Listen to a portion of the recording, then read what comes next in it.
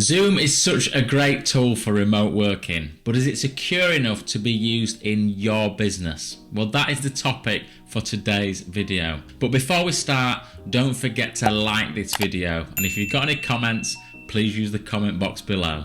Since remote working became a thing back in March, businesses have needed a way to communicate with customers, staff and partners. In many cases, Zoom is the obvious choice. It's really easy to use and it's got a free version where you can host a 40-minute meeting for up to 100 participants. Zoom has even been used by the British government to host their cabinet meetings. So what is not to love about Zoom? Back in December 2019, before we all started working from home, Zoom reported that it had 10 million daily meeting participants. Fast forward 5 months to May 2020 and Zoom now has over 300 million daily meeting participants. That is a huge rise. But amidst all this growth, there has been some concerns about the security and the privacy of Zoom. So let's delve a little bit deeper into those. The first thing I want to talk about is Zoom bombing, and yes, that is now a thing. Zoom bombing is where people who aren't supposed to join a Zoom meeting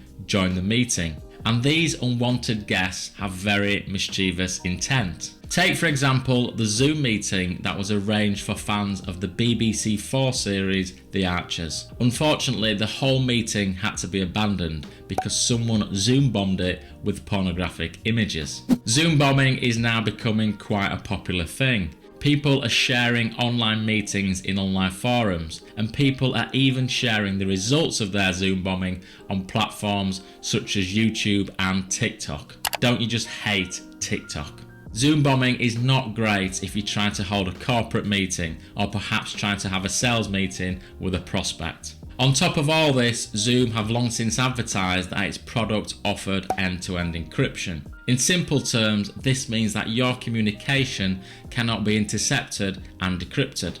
But unfortunately, when the Zoom product was tested by an independent security company, it was found to be using a much lesser form of encryption. So if you absolutely love Zoom, how can you use it securely in your business? Well, Zoom have just released a new update to its product called Zoom version 5, and that does address the encryption problem. So with the new version, it does actually use end-to-end encryption. So that's really fantastic news, but are there any other steps you can take within the application itself to make sure it's more secure for your business? Like any other bit of technology in your business, you first have to take the time to work out how you can use it securely.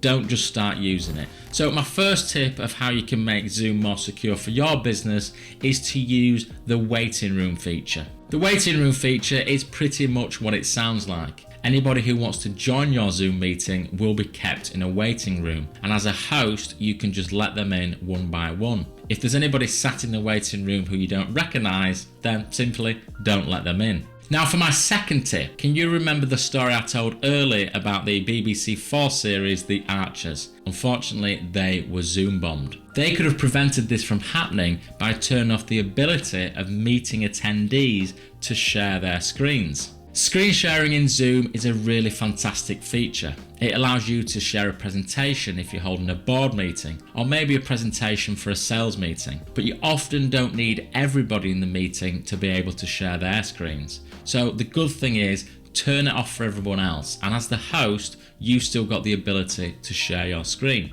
Tip 3 for using Zoom securely is all about webinars. I know lots of people who are using Zoom for the purpose of holding a webinar. Now, of course, a webinar is a very different thing to a meeting. With a webinar, lots of people come to it to see you doing a presentation, whereas a meeting is more collaborative.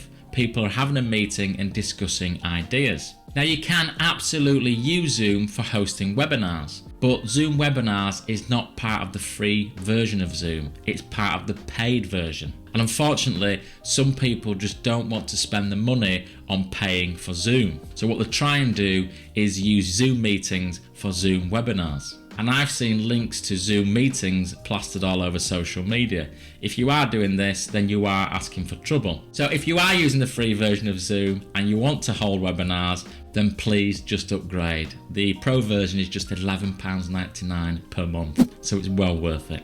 And the final tip 4 is about how you communicate your Zoom meetings or webinars to people who are joining. Please don't plaster these over social media.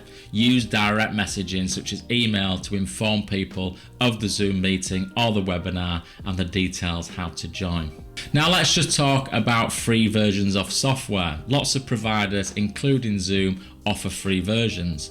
Now these free versions are usually just to tempt you into using the product and then upgrade later on. But the paid versions are the ones that usually contain more features and security controls that can help your business stay secure. And this is exactly the same with Zoom. The paid version of Zoom has 1 or 2 more features that can help keep your business secure. So if you're a business and you've started using the free version of Zoom and you see Zoom as part of your long-term communication strategy, then it's well worth the cost to upgrade to the paid version. And finally, as I talked about at the start of this video, Zoom have recently released a new version of their product which addresses the encryption problem.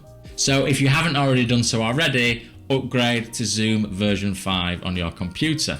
At the outset of this video, I asked if Zoom was a secure product for your business, and the answer is yes, it is. But make sure you use the paid version and make sure you follow the advice in this video. Now, if you've enjoyed this video, then why not subscribe to my channel? I publish videos every Tuesday and every Friday.